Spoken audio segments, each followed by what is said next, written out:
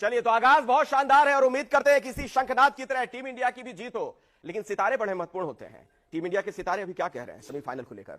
हाँ, देखिए 10 तारीख को 6:30 बजे एडिलेड में ऑस्ट्रेलिया में खेला जाएगा।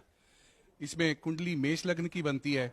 कुंडली में शनि एकादश भाव के चंद्रमा से एकादश भाव को भी देखते हैं और वहां गुरु बैठे हुए हैं, तो 60-40 के चांसेस हैं इंडिया का जीतने का। जो टॉस के समय की जो कुंडली बन रही है वह मकर लग्न की कुंडली बन रही है और लग्न में ही शनि है, तो बिल्कुल यहाँ पर चमत्कारी वहां पे परिवर्तन। मतलब टॉस के समय की कुंडली भी आपने निकाली है, तो बड़ी स्पेसिफिक जानकारी है। फिर तो जब प्ले होगा, स्टार्ट होगा भारतवर्ष के समय के अनुसार 1:30 बजे का, उस समय भी कुंभ लग्न की कुंडली आ जाती है। लड़ाई तो बराबर की है।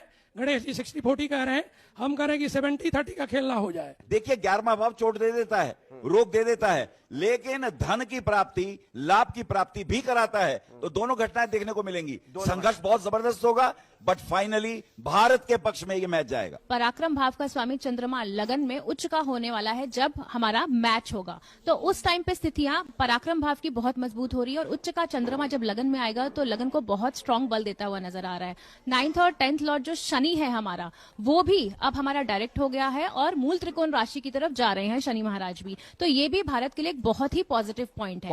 और भारत की इस समय बहुत प्रखर स्थिति, कांटे की टक्कर है, लेकिन विजय के योग बन रहे हैं 100%। शनि और सूर्य का दिन है, तो सूर्य और शनि आपस में शत्रु हैं और बृहस्पति, हमारा 3 अंक है बृहस्पति का, तो बृहस्पति और सूर्य आपस में मित्र है, इसलिए हम 100% दावे के साथ कह सकते हैं कि हमारा भारत का विजय प्राप्त होगा। ये भी 100% वाला मामला आपका भी है। चलिए।